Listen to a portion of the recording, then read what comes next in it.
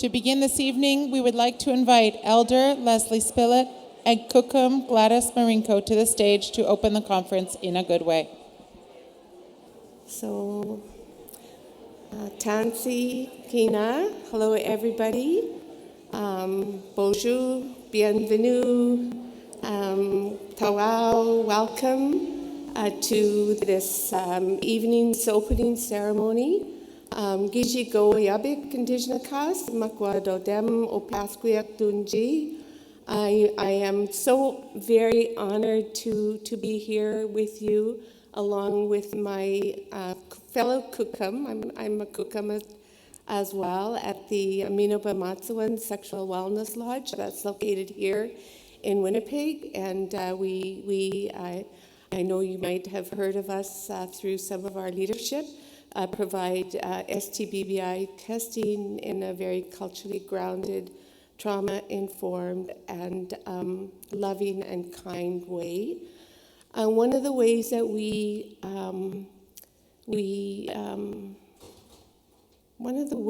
we welcome people, not only our human relatives here today, but those that have gone before us, the ones that we call our ancestors. We often invite them through song and through our ceremonies. And so we're so very fortunate tonight to have Kukum Gladys to do an opening calling in ceremony where we're calling in all the ones that have come before us, those ones that have lived with HIV and that have left our physical world, all of the ones that that have done this work for us in the past. I'm a little bit not feeling very well tonight, so I'm kind of like a little bit dizzy. I think I need some food as well, but I did want to really start by being really grateful for the breath of life that we all have together. I'm always really grateful to wake up in the morning and live another day. I know that I've been working in community in Winnipeg for probably 40-some years now, and we know that the crisis of HIV is deepening, and we also know that any people that live with historic and ongoing oppression, the very same outcomes are going to be the same. And so we all, as we heard from these, the matriarchs that spoke earlier in the room, we know that this has been an ongoing thing, and it's reaching a crisis here in our community in Manitoba. I want to also acknowledge and welcome and be grateful for the Thunderbirds, the thunder beings that blessed us last night at around midnight. I don't know if you were up and about at that time to welcome them. And it's such a beautiful sound and sight to have them being in our presence again. And we believe that they come to wake up the medicines. And I'm grateful for the medicines that are on our lands and our territories, and that we can continue to harvest them and use those medicines in addition to the Western medicine that we all know is effective for this virus. So I want to just welcome the Thunderbirds back to our territories and be grateful for that. I'm grateful for the land, and I'm grateful for the water. I'm grateful for the breath of life that we have, and also the fire that the Thunderbirds brought with them. And so with that, I'm going to ask Kukum Gladys to introduce herself, to sing that opening welcoming song or that calling in song, so that the ancestors that spend some time with us over the next 3 days, 4 days, will be with us. I hope that they bring us joy, bring us information, bring us pleasure, bring us all the good things that we so deserve, and also to think of our relatives that are not here with us, the ones that are struggling because of the oppression, lived an ongoing oppression in this territory that we call Canada now, and all over the planet. I want to be mindful that we have friends, relatives that are living in deep, deep colonial oppression, and that we cannot forget them. We cannot forget anyone. We cannot leave anyone behind in the work that we do. And for me, they're my family. They're the people that I love, the people that I am in community with, and the people I love very deeply. I'm grateful for the matriarchs of our nations, the women that presented today, and so many of you out there that have been doing this work for so long. It fills my heart and in my spirit. You are my heroes. And with that, I'll give it to Gladys.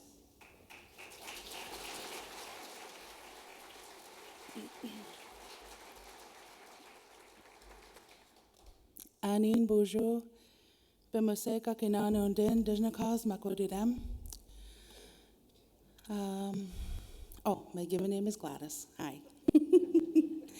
I'm very honored and happy to be here today to share a song. So, the song that I'm going to share, it's a welcoming song, and I sing it at all the pipe ceremonies that I attend at the lodge. So I would like to ask, for those of you who can, please stand while I sing the song. For those of you who can, just chill.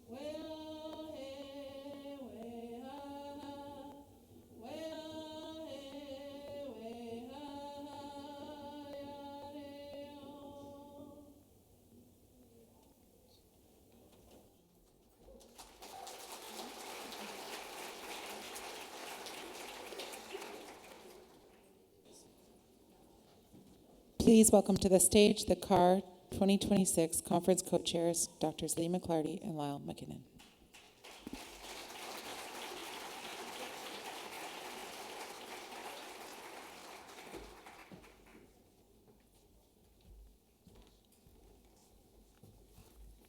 Thank you so much, Leslie and Gladys, for a really beautiful opening and helping us start in a good way for the next 4 days.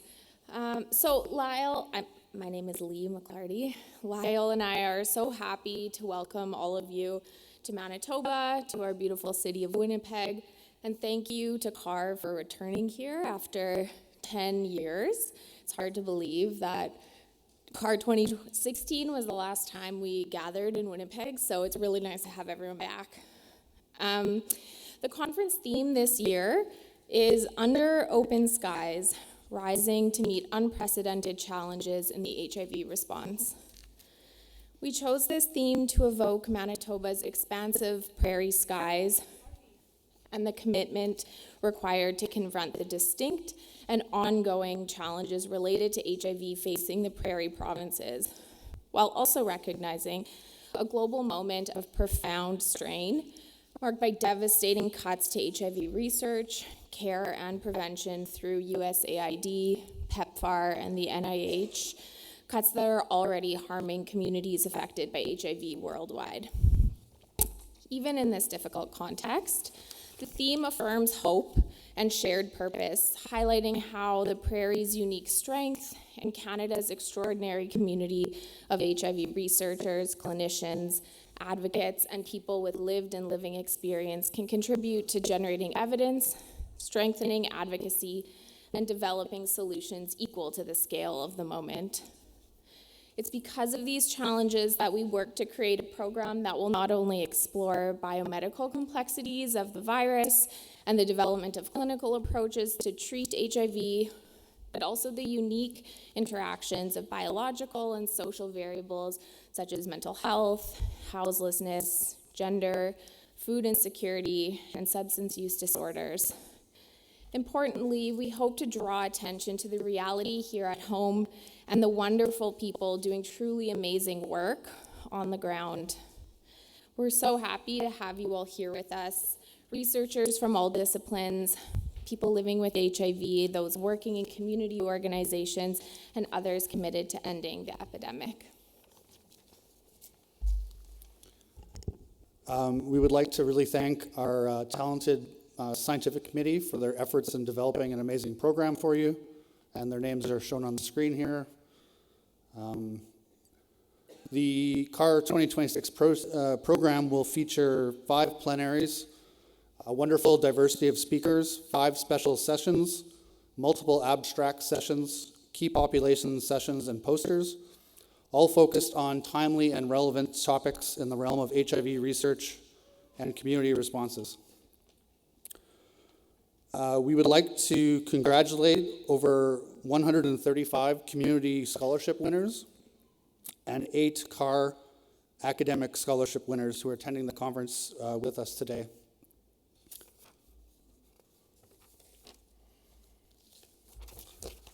So thank you for taking the time to travel to Winnipeg to be with us. CAHR President Shari was to be here with us this evening. However, he was unable to travel this week. And so we are going to hear his greetings by video. So please join me in welcoming Shari.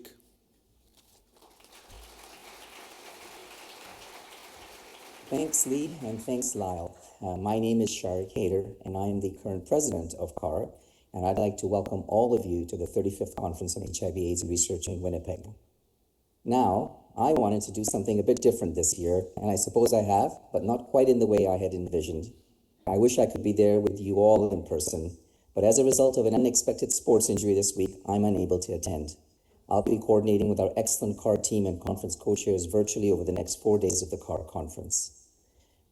Thank you to the CAHR 2026 conference co-chairs Lyle and Leigh and the entire scientific committee for your leadership in developing this year's stellar program. To the CAHR board of directors and CAHR staff, thank you for your hard work and commitment over the past year. I would be remiss if not to recognize 2 particular individuals, Andrew Matechik and Aaron Love, whose dedication and commitment to this conference ensure that we have a smooth and highly engaging conference year in and year out. So please join me in giving them a round of applause. To NCI Canada, formerly Sea to Sky Meeting Management, thank you for your commitment to ensuring the success of this event. And of course, we cannot thank the CAHR 2026 sponsors enough. Because of their generous contributions year in and year out, CAHR can host this great conference. Please be sure to visit them in the exhibit hall later this evening and over the coming days. The CAHR conference is the only national gathering in Canada for those working in all disciplines of HIV research, as well as policymakers, persons living with HIV, and so many who are committed to ending HIV in Canada. This year, we have chosen the conference to be in Winnipeg for many reasons. We are here to shine a light on the harsh reality that while the incidence of HIV is decreasing in Canada, the situation in Canada's prairie provinces tells a very different story. Manitoba was the only province in Canada to not meet any of the 95 targets. Further, despite compromising 5% of the general Canadian population, our stark reality is that people of Indigenous ancestry accounted for triple that number of reported HIV cases in Canada. Importantly, however, CAHR 2026 will also provide a platform to showcase amazing local community-driven responses and stories of resilience and hope. Now, when I have attended other international HIV conferences, a common theme on an opening day is often an overview or epidemiological update of the regional HIV epidemic, which works to remind us all why we're here. So I am pleased this year to launch our inaugural opening talk on the HIV epidemic in Canada. I would like now to introduce Laura Hilary Thompson, manager of the HIV and Notifiable Diseases Surveillance Section at the Public Health Agency of Canada, who will provide us with some context of HIV in Canada and why the work you are all doing is so important. In closing, I wish you a great conference ahead and have great confidence that through all your engagements and discussions, both within and across disciplines, that we will leave this week with even greater commitment and resolve to meet the 95 targets across Canada. I would now like to please welcome Laura to the stage.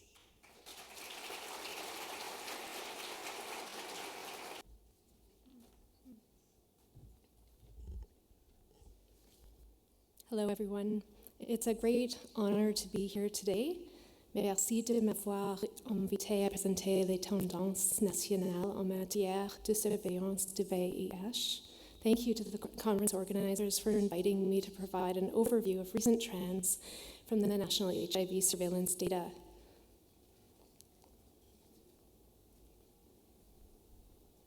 Before I begin, I'll note that I have no disclosures of interest to disclose.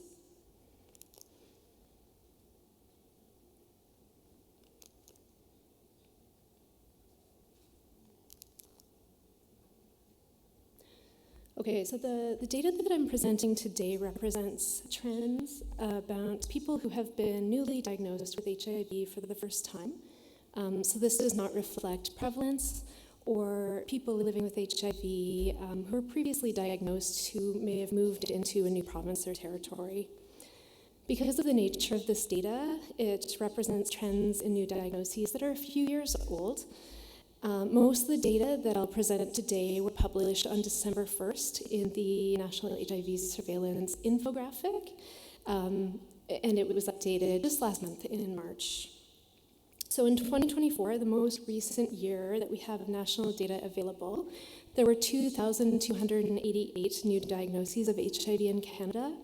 From 2015 to 2019, the rate was fairly stable. It decreased in 2020, likely due to limited access to testing due to COVID-19.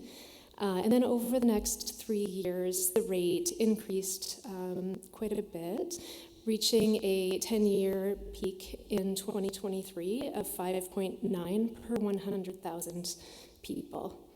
The rate decreased slightly in 2024 to 5.5 new HIV diagnoses per 100,000 people, although it remains higher than the pre-pandemic rates.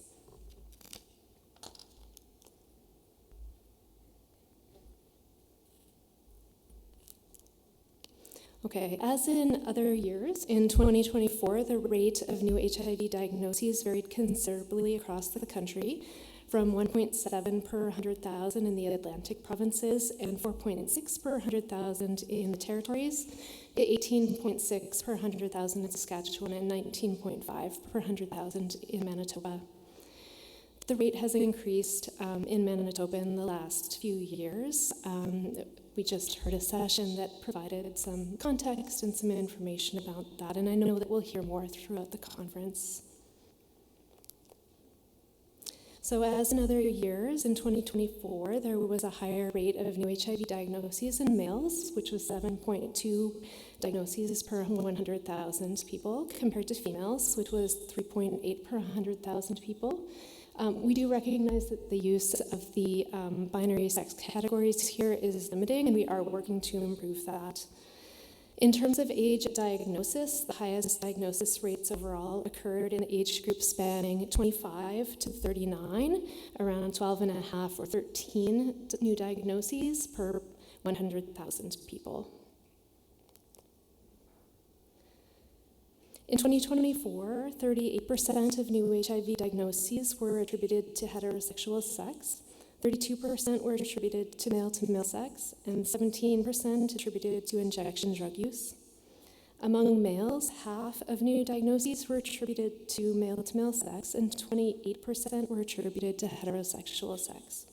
Among females, 58% of new diagnoses were attributed to heterosexual sex, and 30% were attributed to injection drug use.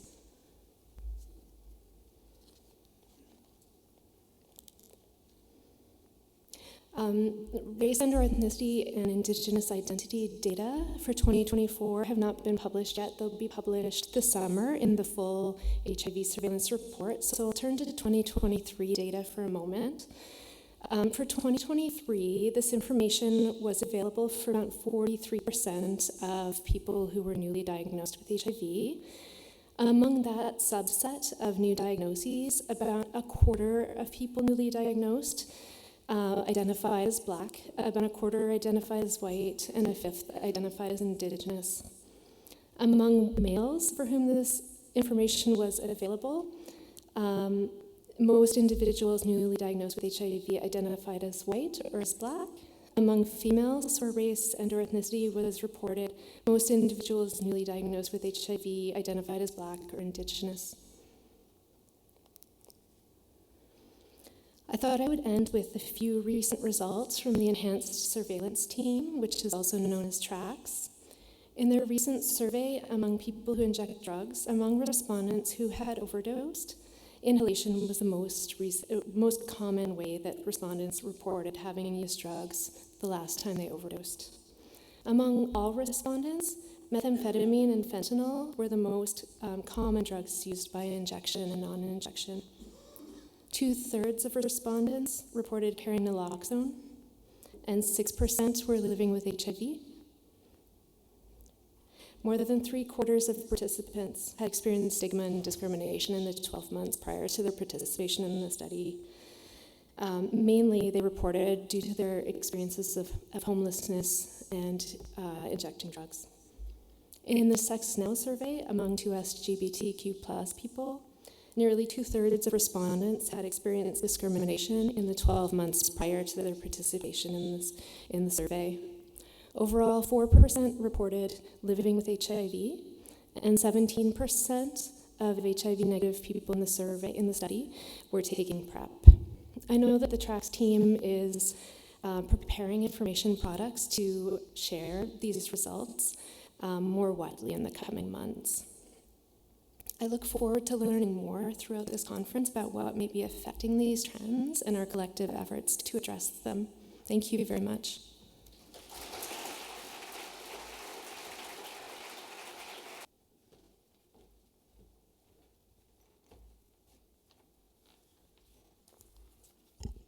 Thank you, Laura. Now I would like to invite the CEO of CAHR, Paul Sandstrom, to join me on stage to introduce this year's winners of the CAHR Excellence in Research Awards.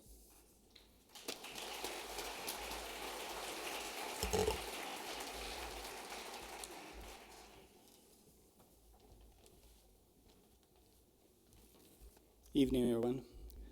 The CAHR Excellence in Research Awards highlights and celebrates the contributions of Canadian investigators in HIV/AIDS research in Canada as well as internationally.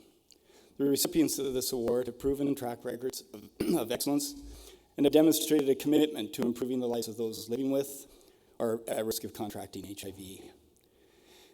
As we read the names of the 2026 CAHR Excellence in Research Awards, we ask that the awardees come forward to receive their awards and to come up on stage to take a photograph together. So I'm going to ask Lyle to accompany me with reading off the names. In the basic sciences, Thomas Maruga from University of Manitoba.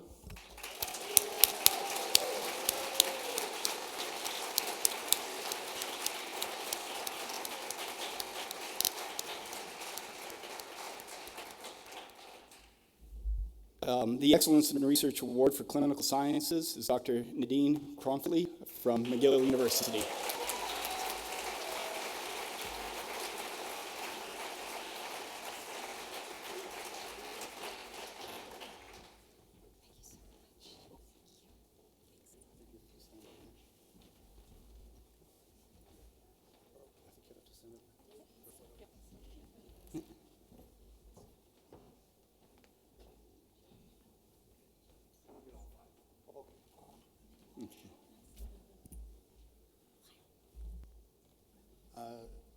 In epidemiology and public health, Zulma Reyeda from the University of Manitoba.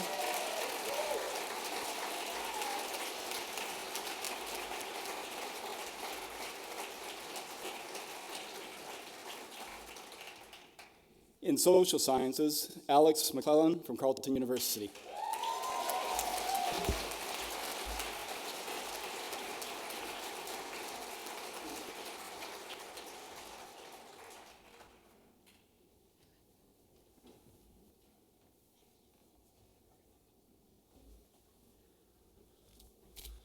In community-based research, Sarita Parashar from Simon & Fraser.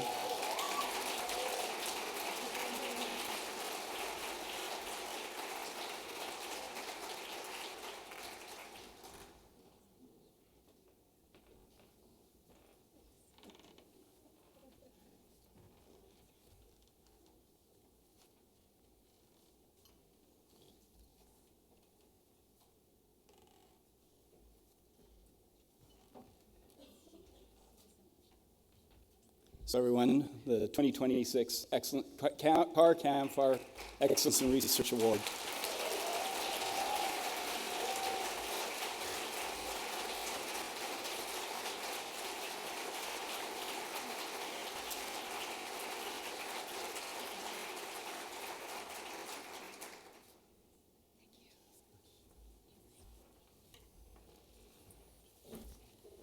Okay. Congratulations, everyone. It's now time to introduce the CAHR Red Ribbon Awardee for 2026. Established in 2001, the Red Ribbon Award is presented annually by the CAHR Board of Directors for outstanding service to the cause of research in a way that has increased our understanding of the treatment and prevention of HIV while enhancing the quality of life for those living with HIV. I'm pleased to announce that the 2026 CAHR Red Ribbon Award winner is Elder Albert McLeod. First, I'd like to call on stage for someone who knows Albert very well, who can best tell us why Albert is so deserving of this prize. So welcome Laverne Gervais from Ganiganichuk to the stage.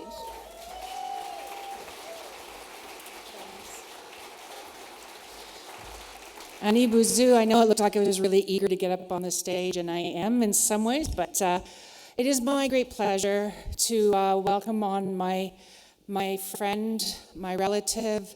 I was going to not share that much about Albert, but I would recommend you Google. Oh, I just did that before. I was like, what am I going to say about Albert? There are pages on there. So Google him. You'll learn a lot. This person, this friend, he's a friend. He's a mentor.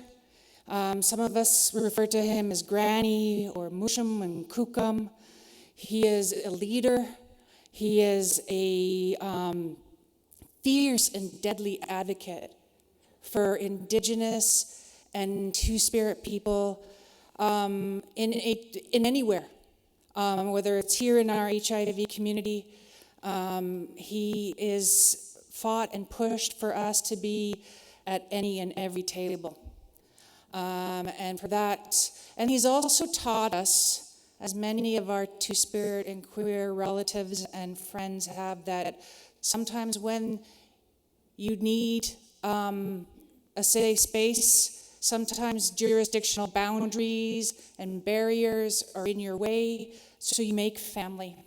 We make family with people that are next to us, and it doesn't necessarily mean they're blood or they're from the same city or town or anything, but they become family. And for that, when we found out one of our own is being honored today, and probably should be every year for the amount of years I've learned from Albert of HIV. He's the walking encyclopedia of HIV in Manitoba, like any question you have.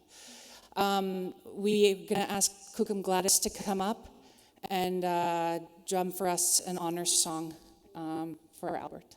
Okay, thank you much.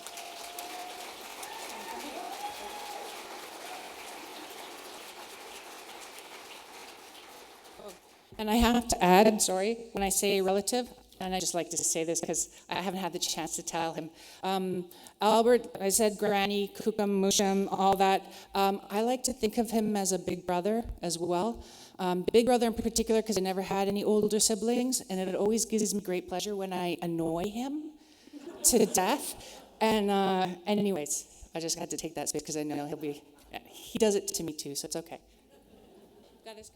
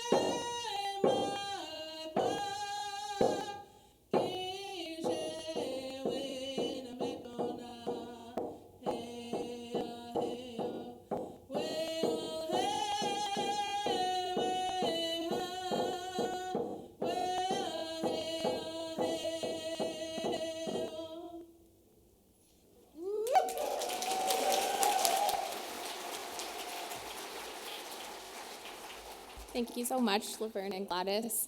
Albert, please come accept your award and your gift. Congratulations.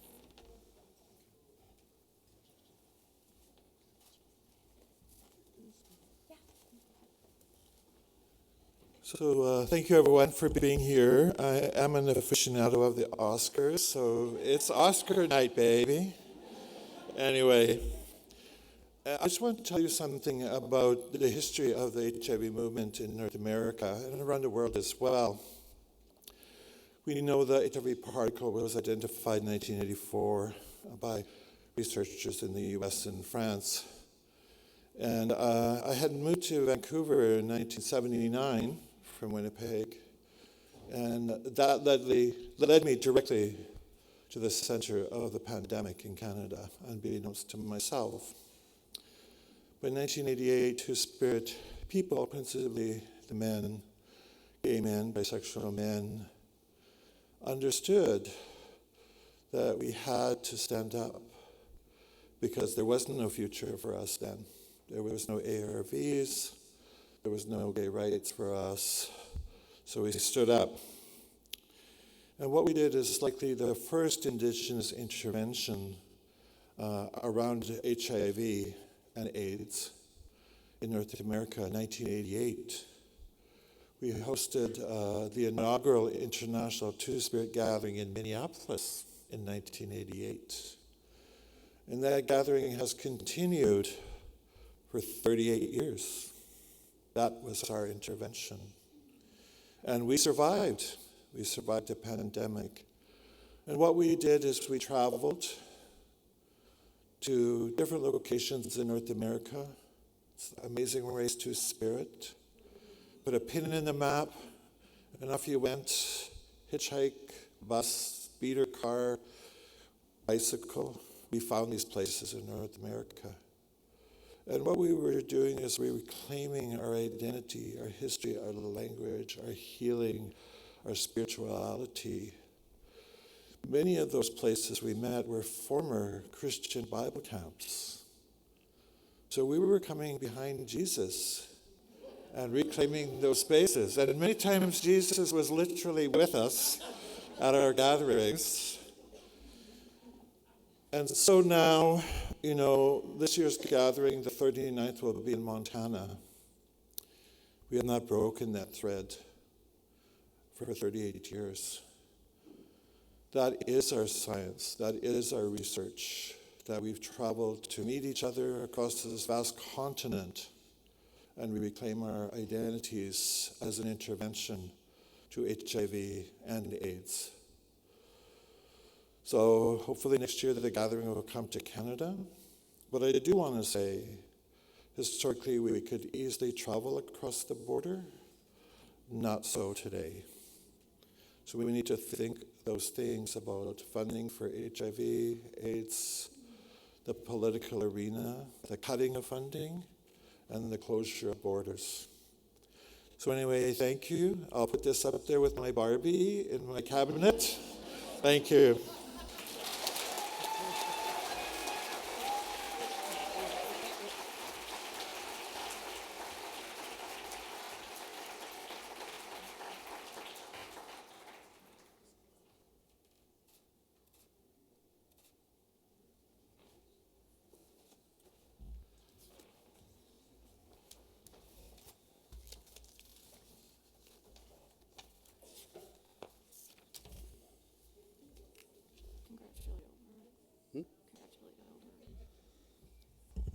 Congratulations again, Albert.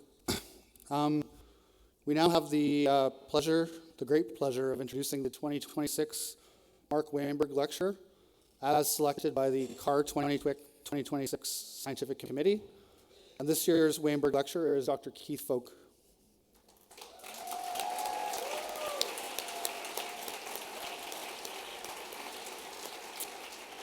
So Keith is very well known to many at CAHR. He's a past CAHR president and architect of the CAHR New Researcher Workshop, which just had its 17th iteration today. He's a long-time friend and mentor. He's a professor and the head of the Department of Medical Microbiology and Infectious Diseases at the University of Manitoba. He's an internationally recognized leader in HIV immunology, whose work has contributed to our understanding of natural immunity against HIV. His studies in Nairobi, Kenya, identified female sex workers who, despite being repeatedly exposed to HIV, remained uninfected. And through this work, Dr. Fowke has helped to define the concept of immune correlates of protection, revealing how immune quiescence can reduce susceptibility to infection. However, beyond his research contributions, Keith has trained and mentored numerous students in Manitoba, Nairobi, and other places in multidisciplinary infectious disease research and global health. His long partnerships with the Sex Worker Outreach Program exemplify a model of research grounded in respect, capacity building, and shared leadership, values that resonate deeply with the legacy of Dr. Mark Wainberg. So please join us in congratulating Dr. Fowke on this well-deserved honor.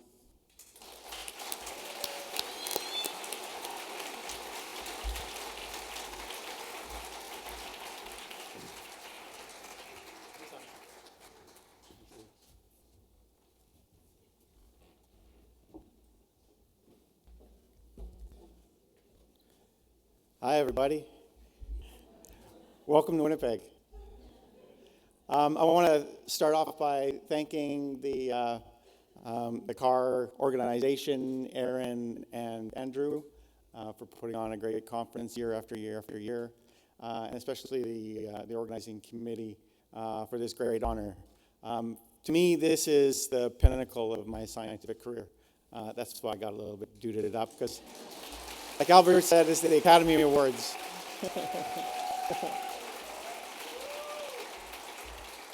I want to congratulate Albert. We've traveled in similar circles, and I've had the pleasure of working with him in the past and learning a lot from him, so congratulations, Albert.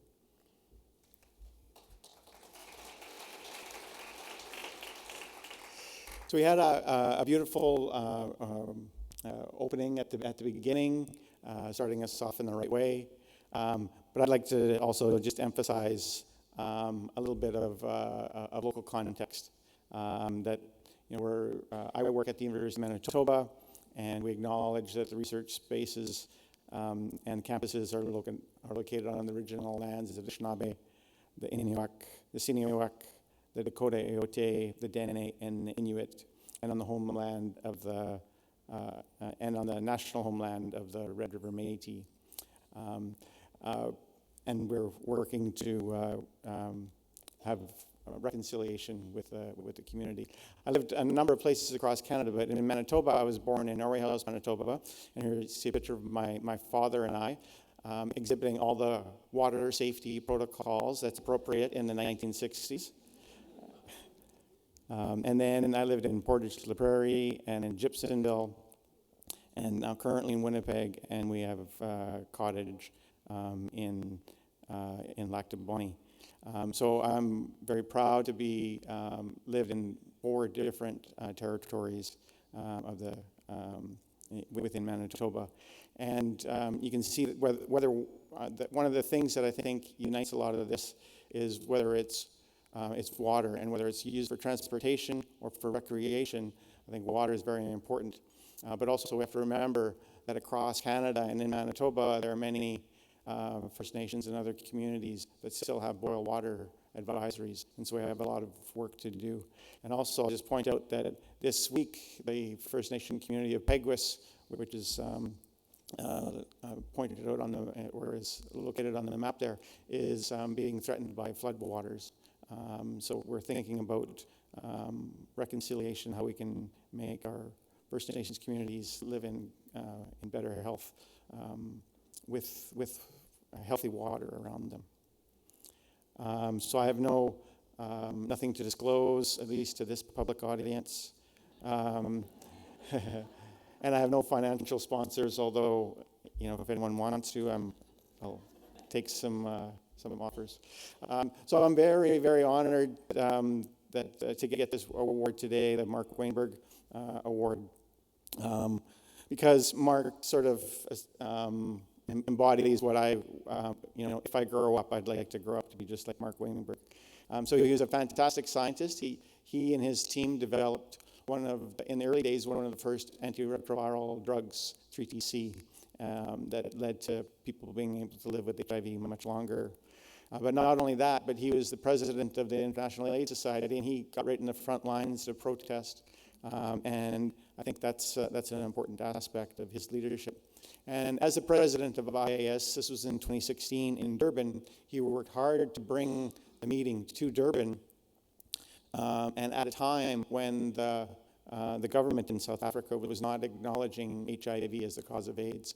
And so the presence of that and the international pressure that led to the development of, or the acceptance and funding for antiretroviral therapy in South Africa. And Mark himself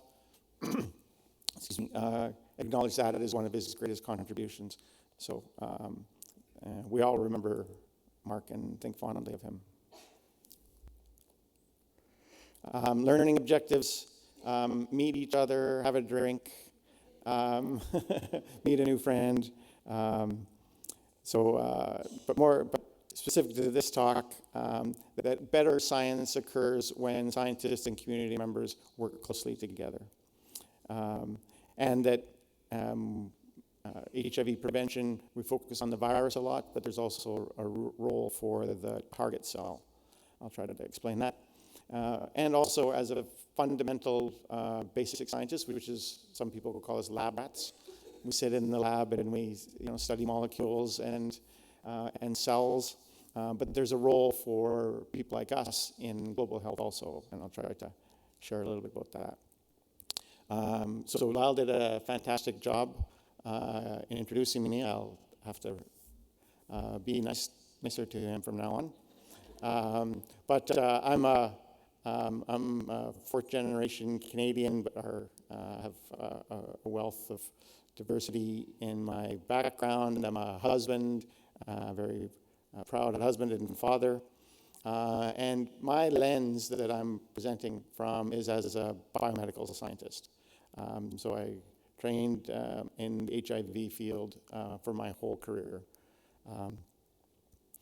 Much of my work is in collaboration with community, both in Kenya and to a lesser extent in Winnipeg, although I'm very proud of that collaboration also. And I've come to appreciate that we're working with community members is an important partnership. I'm not an HIV expert. I study HIV. I've been doing it for 40 years, but people living with HIV know much more about HIV than I ever will. What drives me is curiosity and a desire to help. And I want to acknowledge that if I missed your contribution, I'm sorry. The way I think of myself is like this little guy. I got this picture when I was in grad school, and this is really how I felt starting grad school, where this little guy is entering this big forest, doesn't know where the road is going, and sort of looking up in awe, but is still going forward.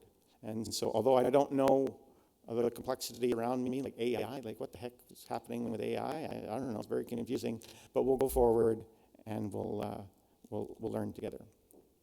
I'd like to acknowledge my scientific mentors. Frank Plummer was my PhD supervisor for 6 years and my colleague and collaborator for 20 years. And all the work that I do stems from what he has started.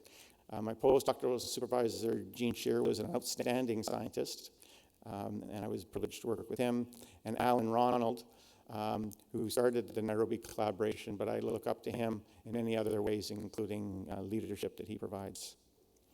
I'd like to also acknowledge some very important colleagues. Blake Ball, who's worked as a partner for a long time, working with Frank Plummer also, and also Joshua Kimani. So Joshua, you're here. Hey, there's Joshua. Joshua is a colleague from Nairobi, and he's been leading a lot of our clinical program for many years, and I'm very honored that you're here today to be part of this. And also a longtime collaborator and friend, Julie Lejoie. I wouldn't be able to do, Julie, wave, hi. So she's been doing a great job leading the science part of this conference, but also developing our own research program. I would also like to acknowledge some community members that either were direct mentors to me or just people that I look up to. The first is Margaret Orman. She's from Winnipeg, a community research nurse, and she was also the director of the Sunshine House, which does a lot of important HIV and STBBI prevention work. And Margaret really took me under her wing and said, Keith, you know what? You got to study people that are using solvents and what it's doing to their immune system. And I said, yes, Margaret. And so we did that when we worked on that together. She's unfortunately passed on, but I thank her. I also appreciate the learnings I got from Ron Rosesness. I met Ron through the CAHR program, and he was a great inspiration. And also Shari's here somewhere. Hey, Shari. I look up to Shari a great deal. Also, I knew her before, but got to work with her more closely through CAHR. And she's taught me a lot about science communication and how to be more effective communicator, and also has elevated the matchup between trainees and community member program, and has done a great job with that. There's also some community members from Kenya that I'd like to acknowledge. Elizabeth Ngugi worked with Frank, and it was the scientist and the community health nurse that worked together to really focus on peer education. And so a lot of the work that I do has been, the groundwork has been laid by Elizabeth, and I appreciate that.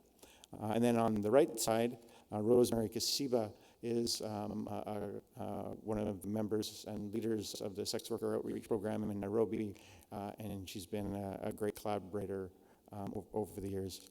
And another very important person is Joyce Adiambo. Joyce is here. Joyce, say hi, wave. Hi, welcome, Joyce. So Joyce works with a lot of the University of Manitoba researchers doing HIV work in Kenya, and has been a great collaborator and a real tour de force advocate for people living with HIV. So to get into a little bit of the meat of the talk, I mean, we heard Laura present the current status. This is just to remind us that this is deaths due to AIDS deaths. So they peaked in about 2005 and then decreased. But you can see we're not meeting the goals, little dots at the bottom that were set out. Same with HIV new infections.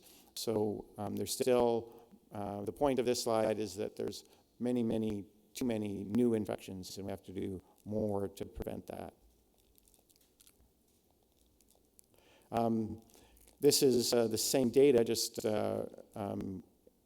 presented a little bit differently for AIDS deaths and new infections.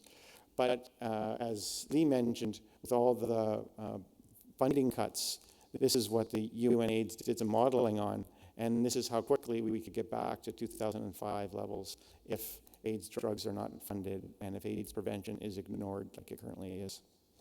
So all this to say is we have a lot of work still to do in HIV prevention.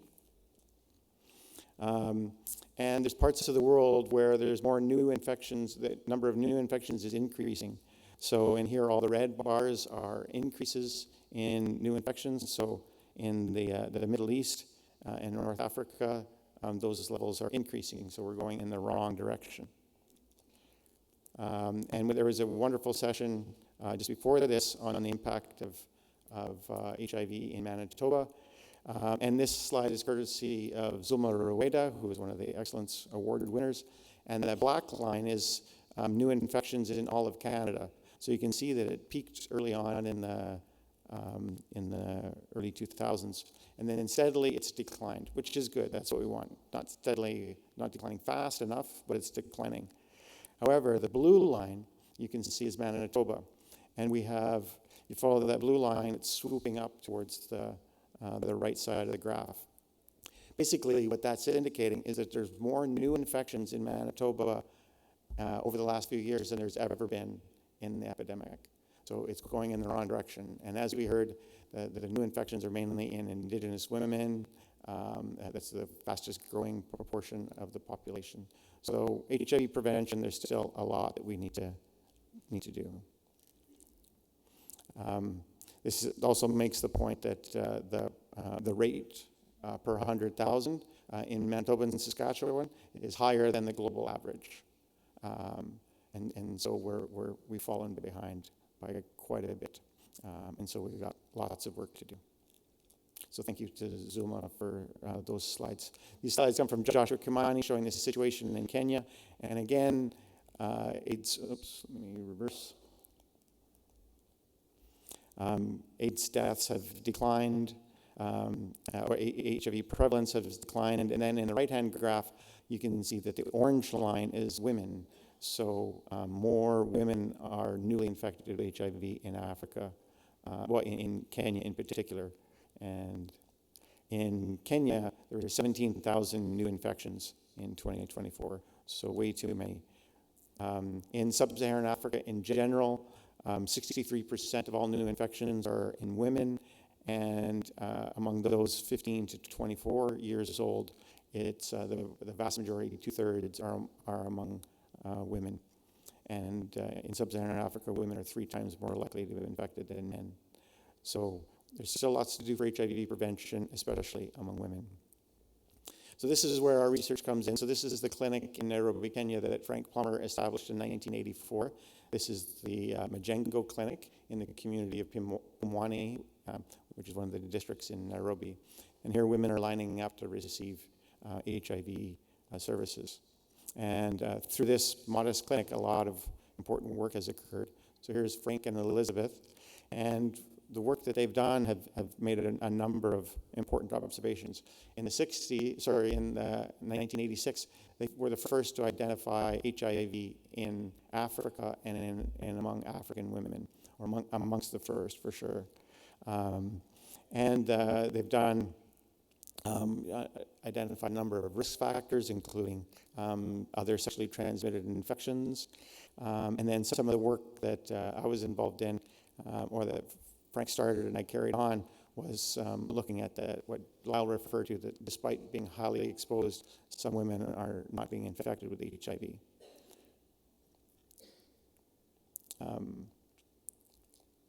And then prevention in the early days included Elizabeth developed the peer educator network and worked on on condom promotions at the community level.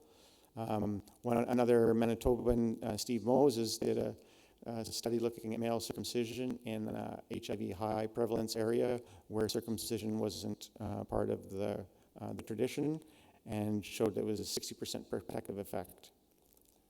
And then Joanne Embry, who was also at the U of M, did a lot of early work with mother-to-child transmission, looking at the risk of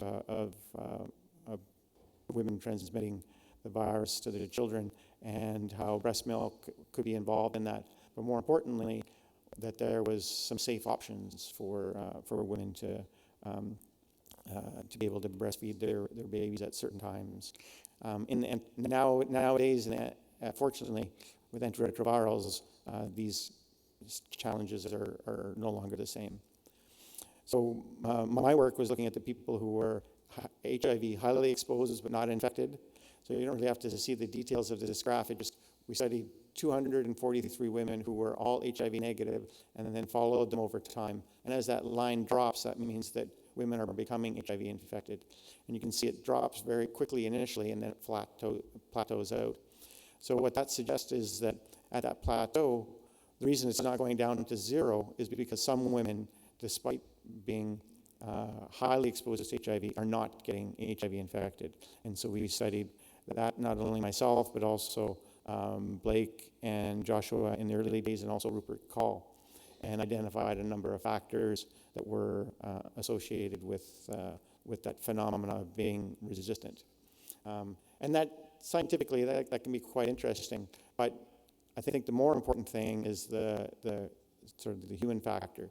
So this is Rosemary Kasiva, who I mentioned earlier.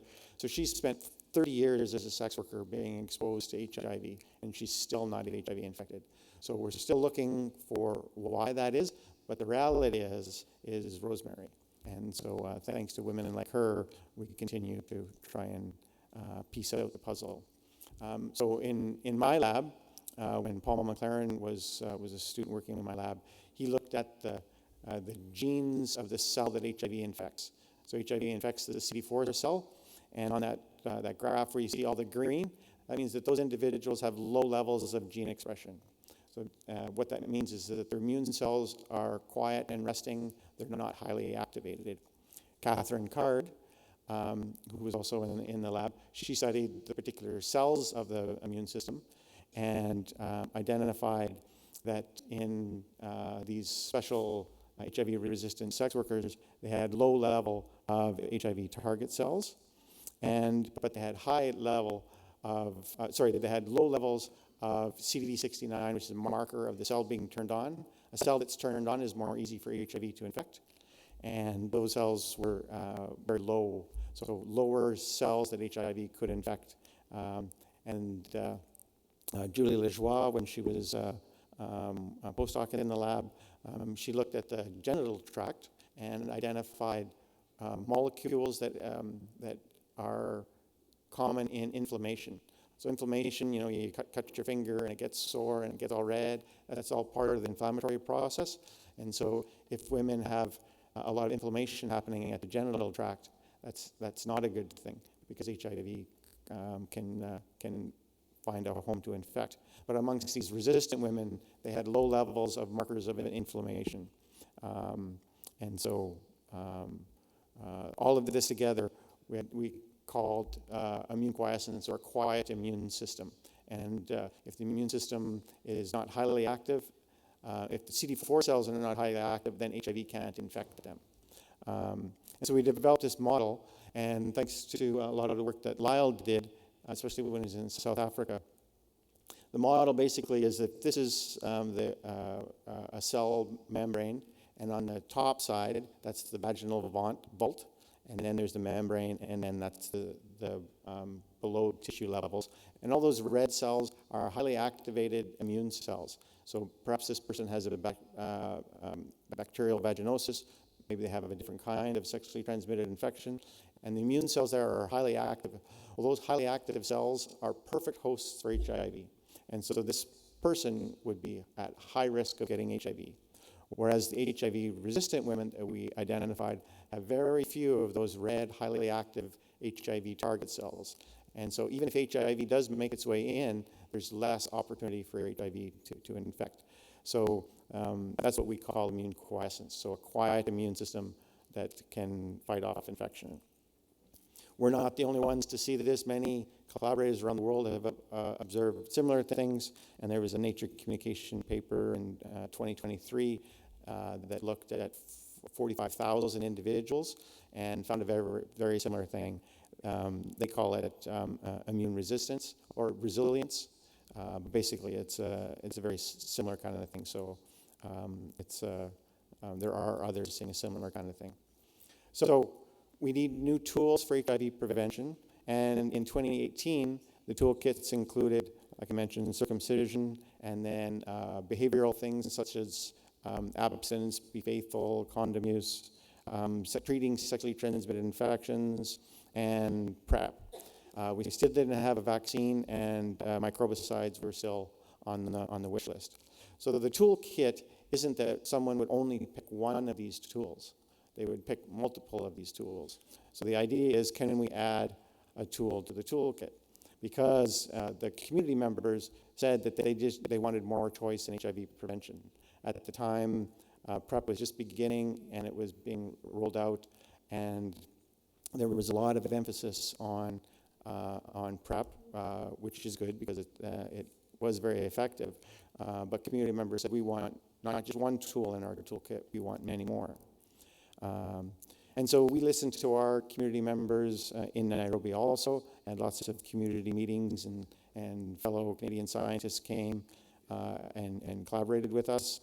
And here you see a number of meetings that we had. My postdoc, Ken Amolo, talking to some community members, and then Joshua and I meeting with Joyce and Rosemary and writing grants together. And then, just like Joyce is here today, community members have come to Manitoba and told us what their priorities are. And What they pointed out is that even today, condoms and HIV tests are not always available. And that occurred even before the loss of U.S. funding. It's more of an inefficiency of the system. They felt that PrEP was stigmatizing and that more options were needed. So what we wanted to do was, could we add a new tool to the toolbox? Not that that would be the only tool people would use, but could you use it in combination? Just like when you get, when they're fighting cancer, you get a cocktail of drugs, chemotherapy. Well, is there a combination prevention for HIV? I'm a basic scientist, so we study cells and molecules. And at the very basic level, what happens in HIV and infection is that a replication-competent virus meets a host cell that is susceptible for HIV and infection. And a lot of our HIV prevention tools focus on keeping the virus away from those target cells.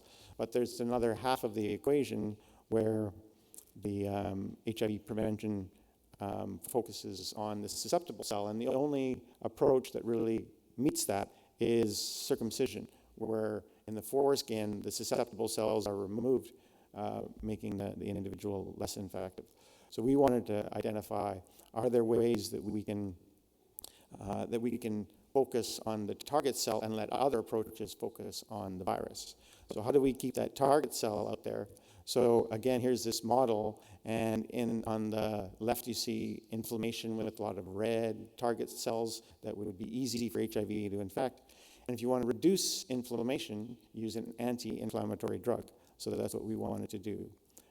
Is there a way to reduce the level of inflammation to get down to where the levels of quiescent women?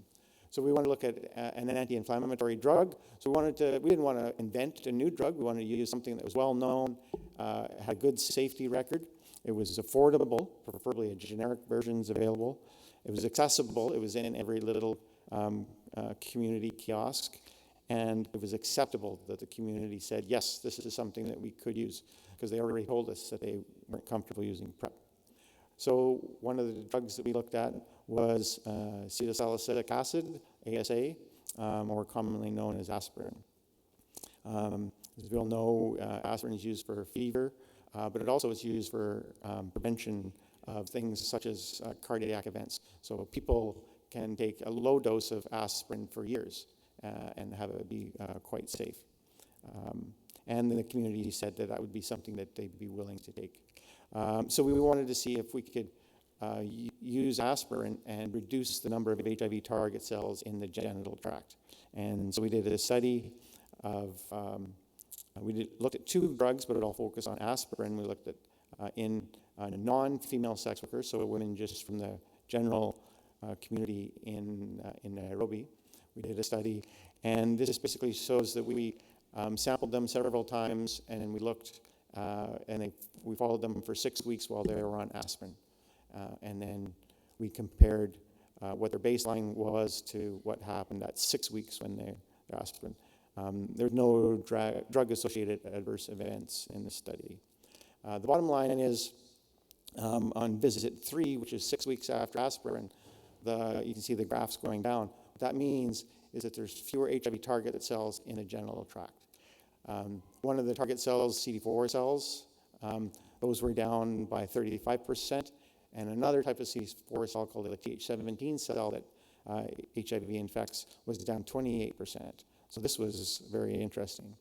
And it got down where you can see V3, that's the 6-week time point when they were on aspirin, and it's getting down towards the low levels that we saw in the HIV exposed seronegative or HIV-resistant women.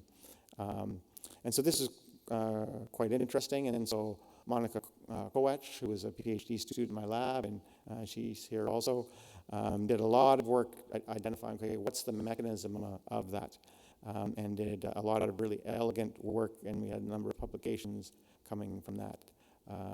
But for the sake of time, I won't go into the details, but I will come back to a little bit of what she found.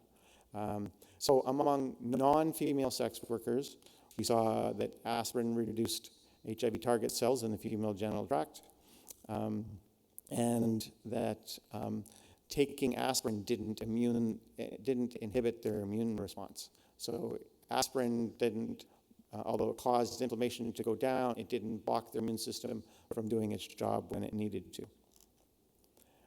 So this is Monica's graph where we try to reduce the level of inflammation using aspirin to see if we can get down towards that immune quiescent level. So this was very interesting. But if you think of who's most likely to take aspirin, and it's not to take an additional HIV prevention. And again, we're not suggesting people only take aspirin.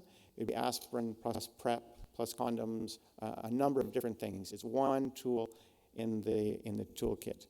But if you're looking at who's most likely to use that, it would probably be people at highest risk, including female sex workers. And so in a lot of the studies we did, an interesting phenomena, and you don't really need to see the details of that, but you can just see some of the graph where it says female sex workers 4 to 6 years is going down. What that basically showing is that female sex workers, their immune response at the genital tract is decreasing over time. So they have less immune activation. So initially when they start having sex with multiple different partners, it activates the immune system quite a bit. Then over time, that goes down. They develop sort of a tolerance. And this is work that Lyle did showing that it's HIV risk. And basically, as the lines go down over time, that shows that the longer someone is involved in sex work, their HIV risk actually decreases by 23%. So the longer someone is constantly exposed, the harder it is to become infected. So it's in that early days where they're most susceptible.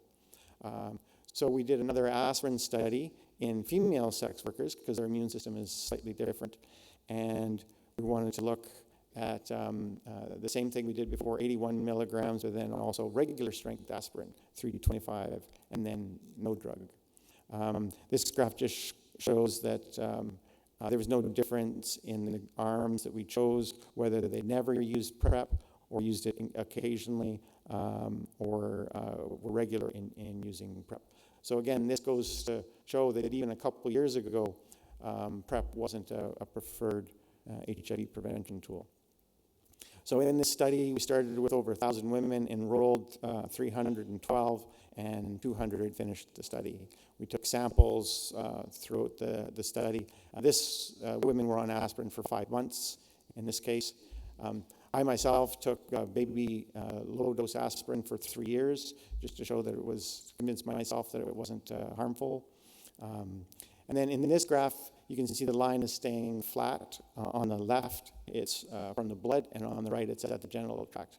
What we'd like to see is those number of cells will actually be dropping, like they did in the non-sex workers, but they stayed flat, which showed that aspirin had no effect on the level of HIV target cells in the genital tract over 5 months on aspirin. And when we looked at the marker of activation, it also stayed flat. So aspirin didn't reduce activation in the sex workers. So that was a little bit frustrating. The data is what the data is, but it didn't match our hypothesis. The other kind of HIV target cells is a Th17 cell. They also stayed flat. Aspirin didn't impact them at all, no matter how we looked at that cell. But some of the data that I showed you showed that sex workers have low levels of immune activation to begin with. So if you have low inflammation and then you take an anti-inflammatory, nothing from nothing is nothing. Some of the women over the course of the study, they got bacterial vaginosis. So at times, visit 1, when they were being enrolled, we screened out anyone with bacterial vaginosis. But then over the course of 5 months, women got BV, and in all the different arms of the study, they got bacterial vaginosis, which causes inflammation. And highlighted in yellow there is just a p-value showing that the marker of HIV target cells is influenced by bacterial vaginosis. So when someone has a bacterial vaginosis, causes inflammation, but aspirin can have an impact on that because there's something for aspirin to have an impact on. So we're still in the early days of looking at this study. So initially we were disappointed that we didn't see the number of target cells dropping down, but in a subset of women that have BV, it might have an impact. So from this study, we can conclude that there were no alterations in the number of HIV target cells over 5 months of aspirin use. So basic science is full of disappointments, as all life is, and this is one of them. That wasn't what we were hoping to see. And that this could reflect the unique immunology of the female sex workers. They have low inflammation already, so using aspirin might not reduce it any further. However, something like bacterial vaginosis could be a situation where inflammation is higher and aspirin could have an effect. So if we think of the HIV prevention puzzle and whether we could add reducing inflammation as part of that puzzle, actually not likely. I don't think it is because of long-acting antiretroviral therapy. That's a big tool in your toolkit. That long-acting antiretroviral is so effective that that's going to be the future of HIV prevention. All of these other ones, like reducing inflammation, might have helped if there were other small effects that go together to make a big effect. Long-acting PrEP is a huge effect. So the bottom line is, we were looking for a new HIV prevention. Did we find it? No. That's okay. The field did. That's fine. What we did in the meantime was we gained good scientific knowledge. And scientific knowledge is always could be used for answering different questions. So we went back to the community, well, we've been talking to the community all along, and had more engagement. And a couple of their priorities that they said was not only HIV prevention, but impact on aging, what happens as we age with HIV or without HIV, and what about cervical cancer? A lot of the community members were dealing with cervical cancer, and it was very, very high. And so they said that that was an important issue, as well as gender-based violence. So we got thinking about the cervical cancer. And if cervical cancer is caused by the virus, the human papillomavirus, and there is a map showing that, especially in sub-Saharan Africa, cervical cancer rates are very, very high. Despite having a good vaccine, but you have to take the vaccine as a person before you're sexually exposed to the virus. And so even today, cervical cancer rates are very, very high. This is a study looked at age. So on the right side, it's women about 20 years old. Just as they become sexually active, they have high rates of HPV. But then HPV, your immune system can get rid of it. It's unlike HIV, where you never get rid of HIV. HPV, women can clear it, or at least it goes into severe hiding. But then as they reach a certain age of menopause, their HPV levels go up again. And that was found not only in one study, but in a second study as well. So in the work that I had showed that we sort of glossed over, that Monica did for looking at the mechanism, one thing that we studied was immune response to the human papillomavirus. And we could show that we could detect the body's ability to recognize and fight human papillomavirus. And on the right side, there's the one graph where the lines are going up. Basically, that showed that after 6 weeks in an aspirin, the ability to respond and to fight HPV was actually increased. For some reason we don't understand, aspirin seemed to be enhancing the immune system's ability to recognize and fight HPV. I had some animations for this, but it didn't work. You can see on the right-hand side of that no drug arm, there's a purple bar. And purple bar is the ability for during the aspirin study, we looked at who had HPV and how long did they have it. So during our HPV study, we saw that 31, I can't even see that far, something like that, 35%, we'll say, of the women were able to clear their HPV infection when they were not on any aspirin, whereas 65% of them maintained their HPV infection. And then in the middle where it says 325. Then more women, the purple line goes up, which means that more women are clearing their HPV infection. And then at 81 milligrams of aspirin, just a little bit of aspirin, we can see that the majority of women are getting rid of their HPV infection.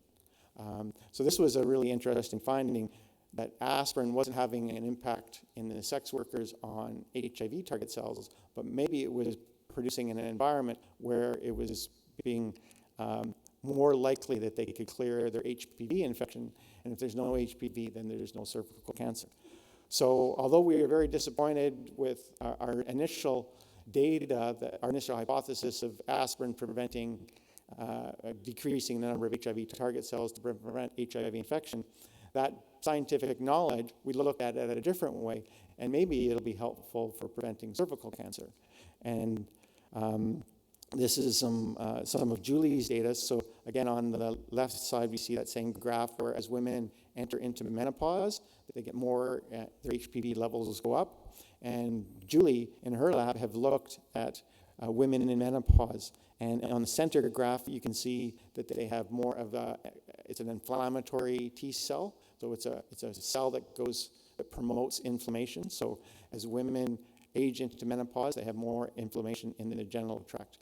And on the right side, at menopause, the bar goes down, or the bar is lower, and then that's a regulatory T cell that controls the immune system. So they have a less ability to control inflammation. And so that's one of the things that the women in the community said, well, how does aging impact us? And so Julie and I are co-leading a team along with Joshua where we're looking at the role of inflammation, sex hormones, and HPV expression in menopausal women. And I'm sort of focusing on the aspirin side, and Julie is focusing on the menopause side, including using a common treatment during menopause, which is topical estrogen cream. So women can use an estrogen cream in the vagina to ease the symptoms of menopause, which is safe. It doesn't cause risk of any other cancers. But that cream is something that may reduce inflammation, and maybe it can help with HPV. We don't know yet. That's why we're doing the research. So this is our team. So our study that started out looking for HIV prevention is now looking at preventing cervical cancer. So the lesson is that in basic science, even if you disprove your hypothesis, the data can be valid and it can be read by someone else and used for a different purpose. So it's not a lost cause, even if you don't prove your original hypothesis. And then finally, just a couple of quick comments. One of the things I wanted to comment was about how someone who studies molecules and cells can have an impact on global health. Mark Wainberg was a good example of how you can do that. One thing you can do is contribute a small step to something big. So HIV prevention is a big field. So I've spent 20 years looking at that. Did I find a new HIV prevention? No, but all that data that we developed has been used for other things. Have we developed an HIV vaccine? No, not yet. But all that knowledge that we gained allowed us to develop a COVID vaccine in 6 months. It never would have happened without the HIV vaccine field, pushing the field as far as it did. So even if you're studying molecules and cells in the lab, be engaged with your local community and be engaged globally as well whenever you get an opportunity. As you, I think an important thing is it's not what you do, it's what the people that you train go on to do. So I've trained 40 short-term trainees in my lab and about 40 long-term, so postdocs, PhD students, master students, and they've gone on and trained other people, and they've gone on to train other people. So that's a great way to contribute. A few principles if you're collaborating internationally or even locally. Especially internationally, or if you go to someone else's community, you're a guest in that person's community or in their country. be respectful, be humble, and you should learn more than you teach. All contributions are equal and they're important. Some might contribute money, others might contribute access to participants, research participants, and another. And access is way more important than in money, although without money you can't do some things, but it's not everything. Share recognition and celebrate your partner's success. It's important to build capacity. I'm very proud that Ken Amolo is here. He's a postdoc that works with me. He didn't have to leave Nairobi to do his PhD and to do cutting-edge research in Kenya because we built the infrastructure so that he could do all of that work right there. In my era, when I was training, people had to leave country because we didn't have the capacity. So that's an important concept. And has been, I think many people recognize community are partners and engage them as equal and help them achieve their goals.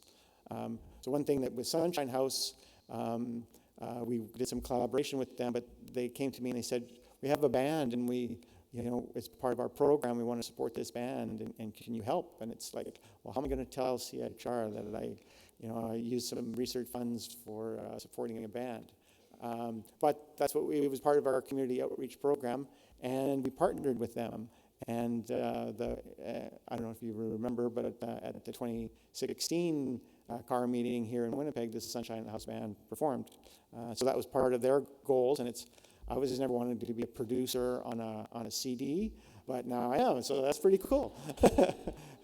And that's the thing with partnering with community. It's a lot of fun, and you enjoy it. The other thing is that you can contribute as a basic sciences training. So I mentioned all the trainees in my lab that are going on and doing great and wonderful things. And we developed, as one example, many people in the room are doing lots of examples like this and bigger and better. But we have a training program that I run that involves Canada, Kenya, Colombia, and India.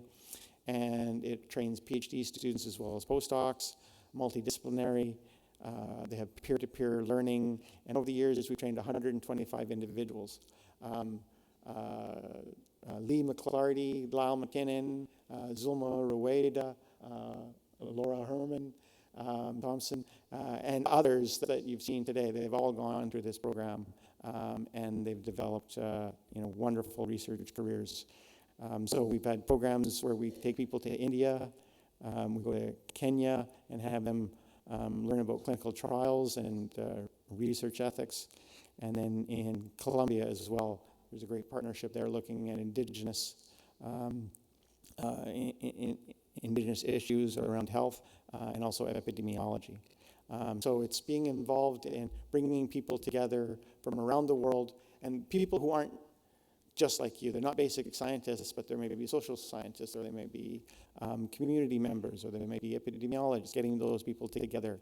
And what's happened is that the networks that these trainees have developed, when they develop their own programs, those have gone on to continue those networks. So Zulma and Yoav have a great collaboration ongoing, and Lyle and Surdesh Shah have a great collaboration that they continue with.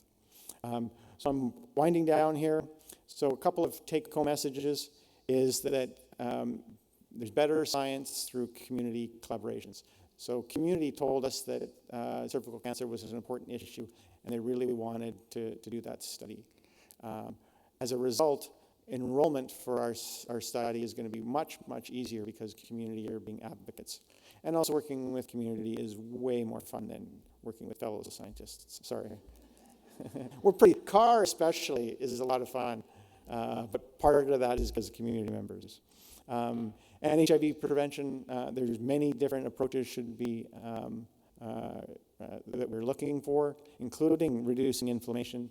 But in the end, long-acting injectable antiretrovirals, PrEP, is the way to go. They beat us to the finish line, but I don't care who gets there, as long as somebody gets there. And in the meantime, the data that we learned had us new and unexpected directions, such as looking at HPV and cervical cancer. Will that be something? I don't know, maybe it will, maybe it not. But the challenge with basic science is we don't know what's going to happen with our results for 10 years, for 20 years. I always say to students, I said, if you are the type of person that wants an immediate result, then go work in an ER. Someone comes in and you save their life today. What'd you do today? Oh, someone came in and they had a heart attack and I saved their life. Wow, that's amazing. Basic science is, what did you do today? Oh, I did an experiment and it didn't work, so I have to do it again tomorrow. But 10 years down the road, 20 years down the road, what we hope is that we're not helping one or two people, we're helping millions of people, tens of thousands to millions of people with our intervention, whether it's in a new vaccine or whatever. And then finally, biomedical researchers can contribute to global health by training the next generation so that they can run conferences like this and do a fantastic job.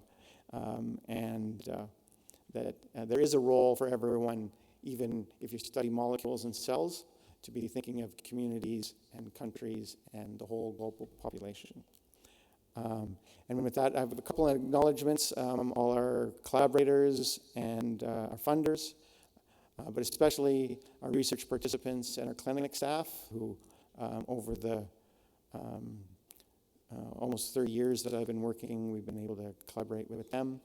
And for this particular study on the aspirin, I want to thank Ken and Anne in Nairobi for running the trials in Nairobi, Monica for generating a lot of the data on the mechanism, and of course Julie for helping to run everything in that lab, as well as this probably represents maybe 30% of what my lab does, and the other people are working on really interesting projects too, and I want to thank them for their collaboration and support also. And then finally, there's our work family, and then there's your home family, and I want to thank my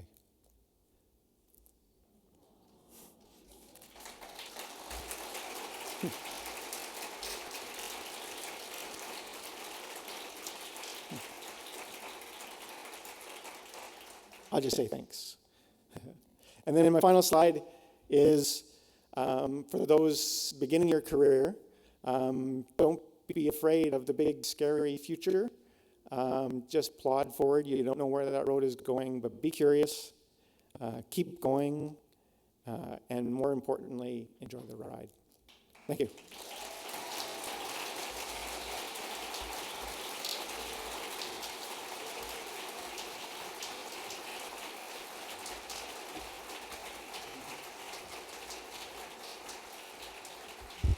Thank you so much, Keith, for that fantastic talk. We have a gift and an award for you, and then we have to take a photo.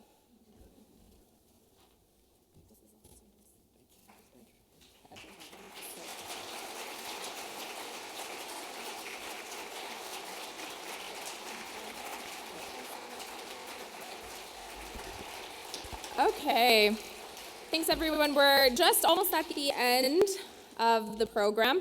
Just a few housekeeping reminders to, sorry. It's Darren's fault.